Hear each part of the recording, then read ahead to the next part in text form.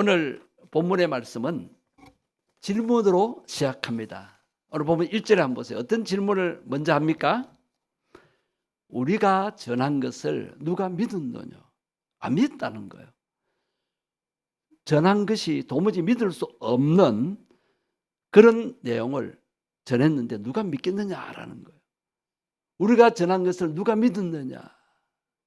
못 믿을 내용을 전했어요. 그런데 믿어야 될 내용이에요. 즉 전한 내용이 일반적인 상식을 뛰어넘는 놀라운 것임을 말씀하십니다. 그렇다면 도대체 전해진 메시지 내용은 어떤 것이었을까요? 그것은 이상한 능력에 관한 것입니다. 이상한 능력. 1절 하반절에 보면 두 번째 질문이 나옵니다. 이 두 번째 질문이 첫 번째 질문과 연관되는 거예요. 자, 1절 하반절 다시 1절 하반절 보세요. 여호와의 팔이 누구에게 나타났느냐? 누구에게 나타났느냐? 이 말씀을 표준 세번역으로 보면은 주님의 능력이 누구에게 나타났느냐라는 뜻이에요. 자, 여호와의 팔은 뭘 의미해요? 능력을 의미합니다. 능력 있는 하나님의 팔을 의미하는 거예요. 여호와의 능력이 누구에게 나타났느냐 말이에요. 주님의 능력이 누구에게 임했을까요? 그분은 바로 예수님이십니다. 예. 오늘 보면 이사야 53장은 고난의 종으로 오실 예수님에 관한 예언의 말씀이었습니다. 예수님 태어나시기 전에 700년 전에 이사야 선지자가 고난의 종으로 예수님이 오실 것을 예언한 내용인데, 그렇다면 예수님께 능력이 임했는데 어떤 능력이 임했는가를 한번 보세요. 일반적으로 능력이라 그러면 약한 것을 강하게 하고 무명한 사람을 유명하게 만들고 볼품없는 사람을 돋보이게 하는 능력을 의미하잖아요. 그럼 예수님이 그렇게 돼야 되잖아요. 그죠? 그런데 예수님에게 임한 능력은 이런 일반적인 능력과는 너무도 다른 이상한 능력이었어요. 오늘 그것을 깨닫게 되기를 바랍니다. 그 깨달을 때에 우리가 큰 은혜를 받습니다. 자, 오늘 본문은 예수님께 능력이 임했는데 그 임한 결과가 어떠함을 우리에게 보여줍니다. 예수님은 가장 높은 보좌에 계신 분이셨는데 자신을 낮추어서 사람의 몸으로 오셔서 사람들 중에 거하시게 되었어요. 자, 이것이 예수님의 탄생입니다. 여러분, 예수님이 하나님이심을 믿습니까? 그 하나님께서 죽으실 수가 없으시잖아요. 하나님은 죽으실 수도 없고 또 사람이 되실 수가 없잖아요. 하나님이신데. 그래서 하나님의 형상을 입고 하나님이 사람의 모습을 입고 오신 거예요. 그게 성탄절이에요. 자, 하나님이 사람 되신 날이 성탄절이에요. 자, 그것을 성육신이라 그래요. 그런데 하나님이 사람이 되었다는 이 삼일체를 안 믿는 종교, 안 믿는 기독교가 많아요. 그런 기독교는 따라합니다. 사이비, 이단입니다. 역사적으로, 교회사적으로 보면 삼일체 하나님을 못 믿는 그런 유사 기독교는 이단으로 우리가 정죄한 것을 보게 됩니다. 왜 못 믿을까요? 이성적으로 받아들이고 하니까. 지난주일 날 제가 말씀드렸죠. 도무지 안 믿어지는 거예요. 안 믿어진다고 잔머리로 사람의 그 이성으로 어떻게 다 깨달을 수 있습니까? 성경 읽다가 안 믿어지면 그냥 이해가 안 되면 그냥 믿어버리면 됩니다. 하나님의 말씀이기 때문에 안심하고 믿어버리면 됩니다. 예수님이 하나님이신데 사람의 모습으로 오시는데, 자, 그 모습을 오늘 본문에 잘 표현을 하고 있습니다. 자, 1절에 보면 2절에 보면 예수님은 연약한 자로 오심을 보게 됩니다. 연약한 자로 오셨어요. 강한 자로 오셔야 맞는데 예수님은 연약한 자로 오셔서 왜 그러셨을까요? 자, 2절 첫 부분을 보십시다. 그는 주 앞에서 자라나기를 무엇과 같고 연한순은 약한 거예요. 그 다음에 마른 땅에서 놓은 뿌리 같다 그랬어요. 좀 물이 많은 시냇가에 심은 나무는 뿌리를 깊이 내리잖아요. 근데 마른 땅, 바싹 마른 땅에 거기에 뿌리가 내리지를 못하고 뿌리가 드러나는 거예요. 너무나 연약한 모습입니다. 옛날 번역은 뿌리가 어떻게 드러나느냐, 그래서 마른 땅에 나온 줄기 같아서 이제 그렇게 번역을 했는데, 원어는 뿌리입니다. 뿌리가 땅속에 묻혀야 되는데 너무나 약하니까 그게 드러나는 거예요. 연약함의 표현입니다. 자, 예수님이 이 땅에 오셨는데 그분이 능력자로 오셨습니까? 아니요. 연약한 자로 오셨어요.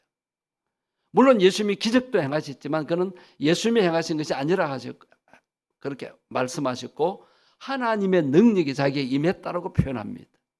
예수님도 연약한 우리 육신을 가진 인간과 똑같았어요. 보세요. 잠자지 아니하시면 피곤하셨고, 먹지 않으시면 배고프셨고, 예수님 목수의 아들로서 자라면서 약하셨어요.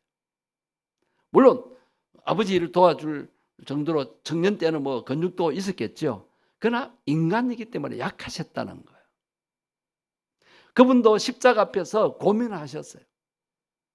이런 약한 모습을 보이셨고, 또 그렇지만 예수님이 권력을, 하나님의 능력을 덧입고 오셨지만 그 권력을 사용하지 않으셨어요. 천군 천사들을 부를 수 있지만은 힘없이 잡히셔서 신문당하시고 채찍에 맞으시고 십자가에 못 박혀 죽으셨어요.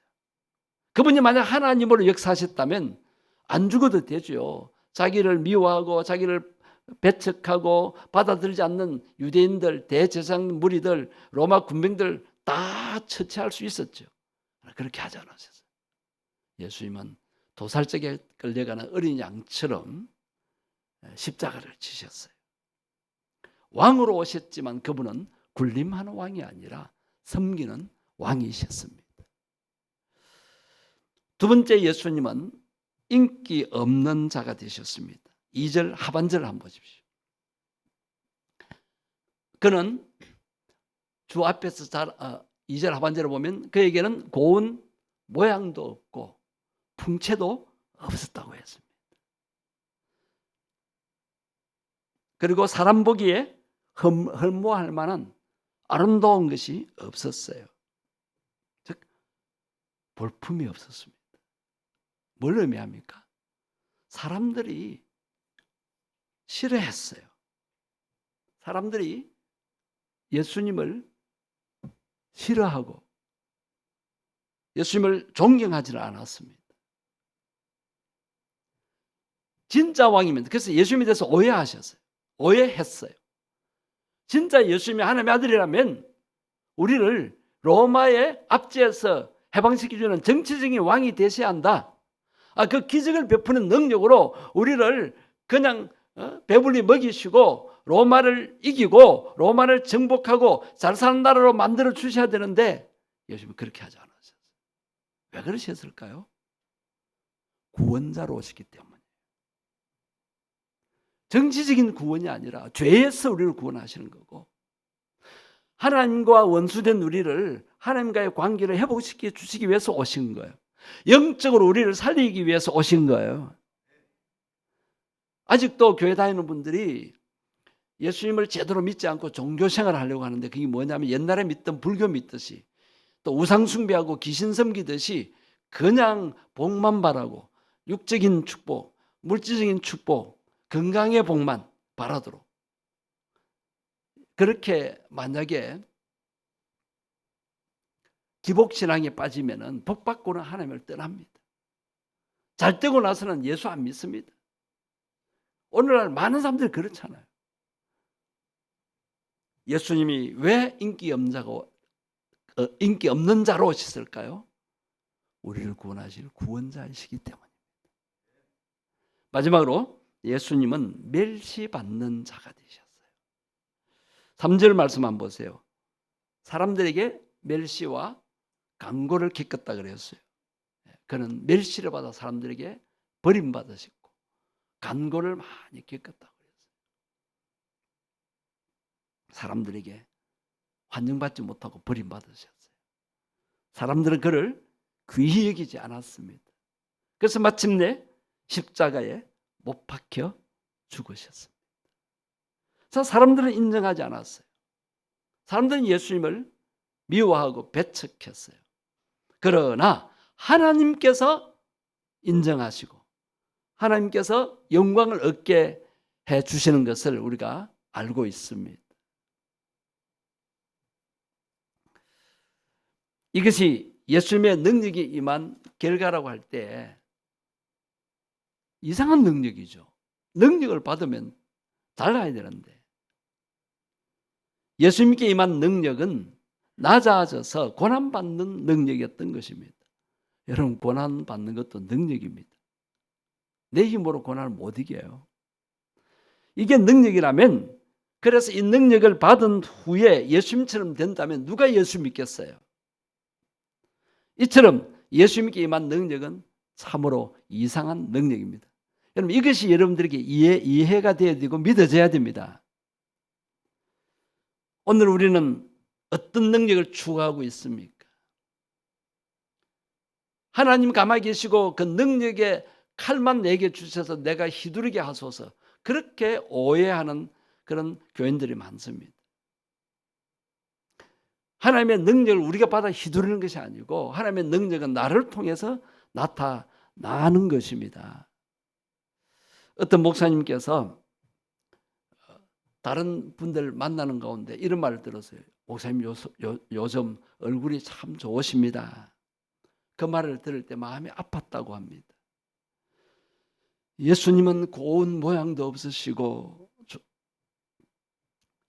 예수님은 초췌하셨고 볼품도 없으셨는데 내가 잘 먹고 편안해서 얼굴이 좋아 보인다니 주님과는 다른 길을 걷고 있다는 아픔이 깨달아졌다는 것입니다.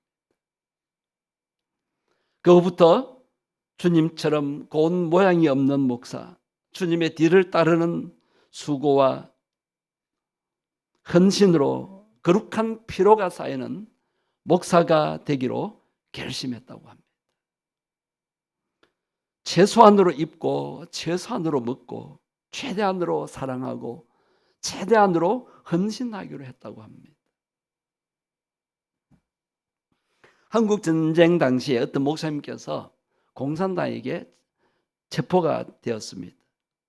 차례가 되어서 하나씩 불러나가서 신문을 당하는데 이제 뭐 하는 사람이냐 묻는 거예요. 그럴 때 이 목사님은 순교를 각오하고 나는 목사요 그랬어요. 나는 목사입니다. 그런데 신문관이 목수동무? 손 좀 봅시다. 이 목사님은 예배당을 짓느라고 막노동을 많이 해서 손이 엉망이었어요. 신문관은 그 엉망인 손을 보더니만은 동무, 인민의 친구답게 열심히 일해서 손이 엉망이구먼. 자, 가시오. 하나님께서 신문관의 귀에 역사하셔서 목사를 목수로 알아듣게 하셨던 것입니다. 실제로 그 목사님은 자신의 생명을 구원하신 하나님께 영광을 돌리면서 두 손에 굳은 살이 박히도록 충성할 것을 다짐했다고 합니다. 그 목사님은 고운 모양이 없었기에 살 수가 있었습니다. 하나의 단면적인 예라고 할 수 있지만 뭘 의미합니까? 여러분, 예수님께도 흠모할 만한 고운 모양이 없었습니다. 우리들도 너무 외모에 치장하려고 애쓰지 말고 내면의 예수님 성품, 예수님의 사랑, 예수님의 마음이 가득했으면 좋겠습니다. 얼굴은 뭐 잘 먹고 뭐 발라서 보기 좋은데 속은 안 그렇다는 거예요. 사람들이 참 예쁘다고는 하는데 진정한 크리스찬으로 그리스도인으로 보지를 않는 것. 우리는 예수님의 성품, 예수님의 사랑, 예수님의 정신을 나타내는 삶을 살 수 있어야 되겠습니다. 강도 만난 사람을 선한 사마리아인은 응급처치를 해서 자기가 먼 여행을 하는 동안에 타고 갈 나귀에 그 환자를 그 강도 만난 자를 이제 태우고 자기는 걸어서 갑니다. 말고삐를 잡고 피곤하게 그렇게 터덜터덜 걸어야 했습니다. 여러분 이렇게 사랑을 나타낼 때는 힘이 듭니다. 그가 사랑을 베푸는 과정에 고생을 했습니다. 그러니까 피로가 쌓이죠. 그러나 그 피로는 주님의 사랑을 나타내는 피로이기 때문에 무슨 피로라 부를까요? 따라합니다. 거룩한 피로. 거룩한 피로. 여러분 주님의 교회 봉사할 때 힘들죠. 식당 봉사, 또 청소하는 거, 또 차량 운행하는 거, 여러 가지 교회 봉사는 힘듭니다. 세상에 일을 하면 월급도 받고 알바비도 받는데 교회 봉사는 내가 돈 쓰면서 봉사할 때도 있습니다. 세상 사람들이 우리를 이해 못해요. 교회에다가 헌금을 그렇게 바치면서 무엇 때문에 그렇게 고생하고 수고하느냐고. 뭐 때문에 그럽니까? 주님의 사랑에 감격해서. 맞습니까? 주님의 그 구원의 은혜에 감사해서 나 같은 죄인 죽었었는데, 영적으로 죽었었는데 예수님 영을 받아들고 살았잖아요. 내가 이 세상을 헛되게 살 수밖에 없는데 나를 자녀 삼아, 하나님 자녀 삼으시고 천국 백성으로 살 수 있게 하신 것, 영원한 천국을 준비하며 살 수 있게 하신 것, 나에게 새 생명을 주신 그 예수님을 위해서 예수님이 전하라고 하신 그 복음을 전하며 사는 삶, 그런 삶의 모습을 통해서 세상 사람들이 감동을 받고 저분이 예수님 닮았구나. 그 눈에 보이지 않는 하나님, 예수님, 성령님을 이렇게 예수님 구원의 은혜에 감격해서 살아갈 때에 그분들이 예수님을 발견하고 믿게 되는 것입니다. 거룩한 피를 느끼는 삶, 고운 모양 따위엔 관심이 없는 삶, 주님의 뜻을 이루기 위해서 사랑과 헌신의 삶을 살 수 있는 것이야말로 거룩한 능력입니다. 눈에 보이는 어떻게 휘두르는 능력이 아니라 사람을 살리고 예수님을 전하는 이 거룩한 능력, 그것을 우리가 깨닫고 체험할 때에 진짜 능력 있는 삶을 살 수가 있습니다. 내가 약할 그때에 우리는 더 강한 자가 될 수 있다 그랬어요. 내가 약하면 약할수록 누구를 의지합니까? 예수님. 예수님의 능력을 의지하잖아요. 그 사도 바울의 고백이잖아요. 사도 바울도 볼품이 없었고 세상 것 다 내려놓았고 사람들이 그를 배척하고 그 말을 안 들었죠. 그럼에도 불구하고 그가 성령의 능력으로 충만할 때 많은 사람들이 복음 앞에 무릎 꿇고 예수 믿게 되지 않습니까? 사도 바울처럼 우리도 그렇게 고백했으면 좋겠습니다. 내가 약할 그때에 주님의 능력으로 더 강해진다. 아멘입니까? 네. 우리를 위해서 낮아지신 예수님, 사람의 모습을 입고 연약한 모습으로 오신 예수님을 생각하면서 우리 모두가 이런 능력으로 무장되기를 원합니다. 여러분 연약하다고 생각하십니까? 예수님이 내 대신 연약해지셨습니다. 그래서 예수님의 영을 모신 우리는 예수님의 능력을 나타내므로 강한 자가 될 수 있습니다. 여러분 나는 약해, 나는 못해, 나는 연약해, 그런 말 하지 마십시오. 나는 약해도 내 안에 계신 예수님 때문에 나는 강한 자다, 그렇게 생각하시고 그렇게 고백하시고 강하게 사시기를 바랍니다. 그래서 약한 자를 도와야 돼. 우리는 내가 약하다 생각하니까 다른 사람을 약한 자를 막 그렇게 누르려고 하는 거예요. 왜 연약한 우리가 강해졌습니까? 약한 자를 도우라고. 영적으로 약한 자를 구원하라고. 그 다음에 여러분에게 고운 모양이 없습니까? 풍채가 없습니까? 흠모할 만한 아름다운 것도 없습니까? 걱정하지 마십시오. 내가 예수님 믿고, 자, 그런 모습으로 오신 예수님을 믿고 구원받아 하나님의 자녀가 되었습니다. 하나님의 자녀 된 것은 영광스러운 일입니다. 이건 진짜 멋있는 모습이에요. 하나님의 자녀의 모습, 하나님의 성품을 나타내는 모습이 정말 아름다운 모습이에요. 만약 예수님이 사람의 인기를 얻고 세상의 왕노릇을 하고 그 십자가 고난을 당하지 않으셨다면 우리의 구원이 어떻게 이루어질 수 있습니까? 예수님이 그렇게 약해지시고 그렇게 낮아지시고 힘없이 십자가를 지심으로 인해서 우리의 구원이 이루어졌고 우리에게 영생이 임하게 된 것입니다. 마지막으로 여러분은 사람들에게 멸시받는 적이 있습니까?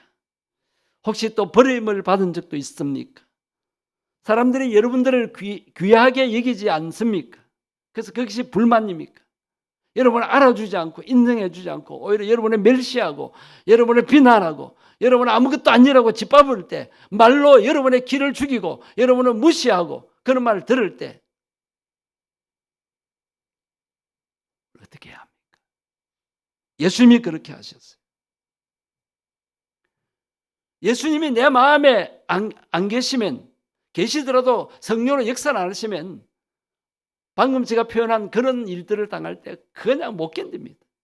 네가 나를 무시해? 그러면서 막 싸우게 됩니다. 여러분, 우리는 연약한 자입니다. 우리는 비방받는 자입니다. 멸시받고 천대받는 자일 수 있어요. 그러나 내 안에 예수님이 계십니다. 그리고 하나님이 인정해 주십니다. 예수님이 나를 사랑하십니다. 하나님이 나를 칭찬하실 것이고 나에게 놀라운 상급과 멸류관과 영광을 주실 것입니다. 예수님이 그렇게 이상한 능력으로 그렇게 우리의 구원을 위해서 희생하셨어요. 그럼 예수님이 망했습니까? 예수님이 죽음으로 끝났습니까? 하나님께서 그 예수님을 최고로 높여주지 않으셨습니까?